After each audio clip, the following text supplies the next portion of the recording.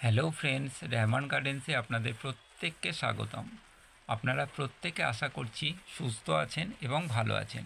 ভিডিওতে আপনারা যেই গাছটাকে দেখতে পাচ্ছেন প্রত্যেকেই প্রায় এখন চিনে গেছেন যে এটা হচ্ছে একটা পিঙ্ক লঙ্ঘনের গাছ।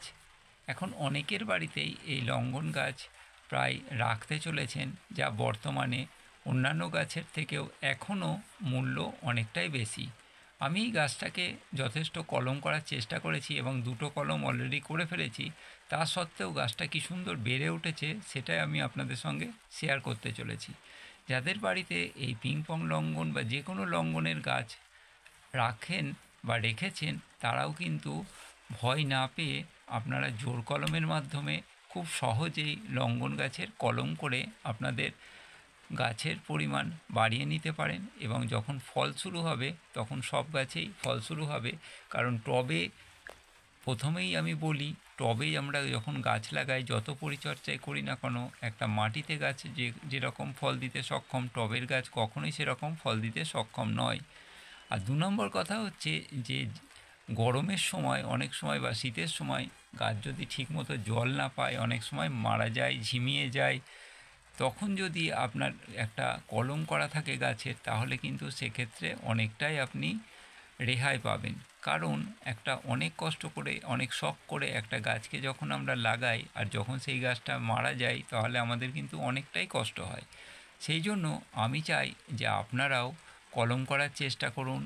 একবার দুবার হয়তো ফলস হবে, কিন্তু কলম হবে। আর জোর কলম কিন্তু খুব সহজ পদ্ধতি, এটা কিন্তু প্রথমবারেই সফল হবে।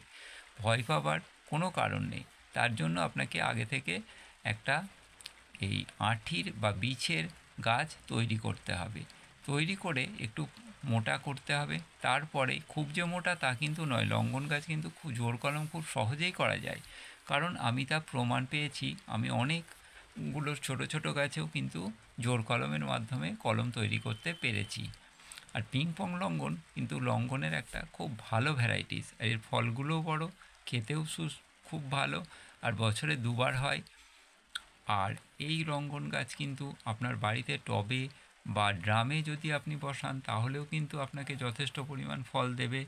আর এই গাছ কিন্তু এখনও যদি আপনারা বাড়িতে না লাগিয়ে থাকেন বা ছাদ বাগানে না লাগিয়ে থাকেন, বর্তমানে এই গাছের দাম অনেকটাই কমে এসছে, তবে অন্যান্য গাছের থেকে যথেষ্ট বেশি। আর কদিন পরে হয়তো সাধারণ গাছের মতো দামে আসবে।